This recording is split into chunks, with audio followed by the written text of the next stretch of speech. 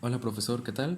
Nosotros somos David Pineda Velázquez y Sari Scholl Ortega y le vamos a hablar acerca del porfiriato. 1876, Porfirio Díaz llega a la presidencia de México. Junto con la inversión extranjera y la creación de industrias textiles y mineras. En 1806 se produce la huelga de Cananea, que fue una huelga laboral en la mina de cobre de Cananea, Sonora, México.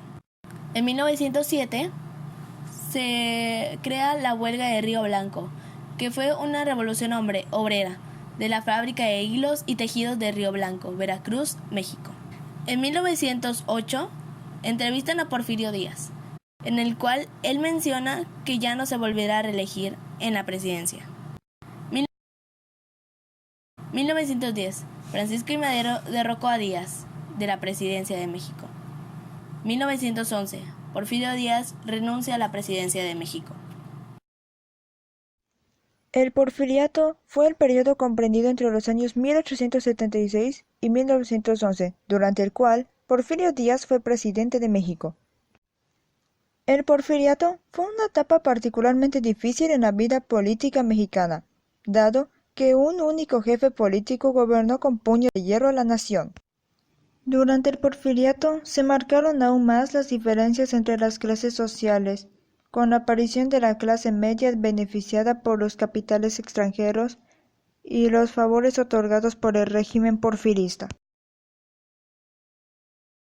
Una de las causas fue su principal rebelión de Tuxtepec en 1876, en la cual Porfirio Díaz sube al poder al oponerse a la reelección de Sebastián Lerdo de Tejada y derrocar su gobierno. Una de las consecuencias sería cuando Porfirio Díaz deja la presidencia de México en 1911, lo que sería un futuro artículo de la Constitución de 1917. También otra de las consecuencias son los adelantos tecnológicos como las vías de ferrocarril y las joyas arquitectónicas de tendencia francesa construidas en la capital. Política porfirista. Estas políticas se resumen en la modernización de la sociedad y de la economía, lo que conlleva la eliminación de la violencia. También practicará el delicado equilibrio de no enfrentamiento con la Iglesia. Los científicos, una facción de políticos e intelectuales de corriente positiva, tuvieron gran influencia en la política porfirista. Durante este periodo, México rigió una filosofía positivista que estimuló el estudio de la historia, en parte como un discurso que permitiera la unión nacional.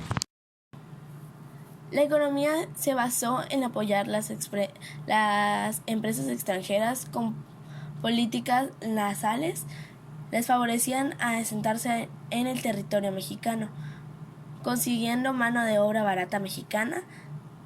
De este modo, se podía mantener la política, orden y progreso.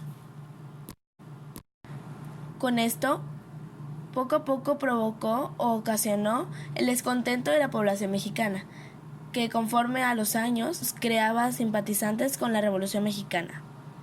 La influencia que tuvo sobre el México actual. Descartaría mucho la urbanización y la higienización, ya que aquí es donde empiezan todos, al parecer empiezan todos los grandes hospitales, la preocupación por la salud. También la creación de las universidades nacionales, la tecnología y la infraestructura que se han avanzado.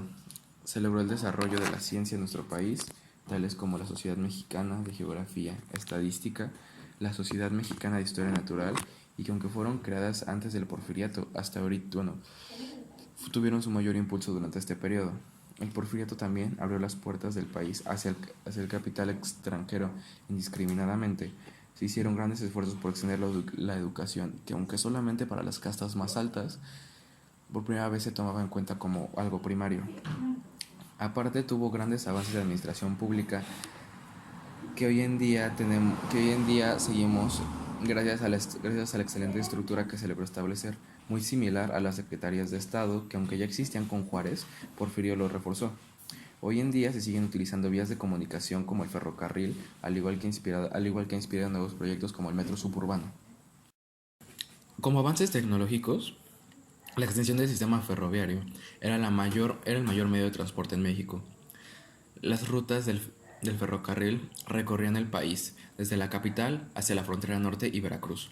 En su mayoría fueron tendidos por extranjeros, en concesiones por tiempo muy determinado. Al principio se concesionaran para ir cubierto de las deudas externas, pues el gobierno hizo un arreglo con ellos para que cada una de sus partes y de sus ganancias se considerara abono de la misma.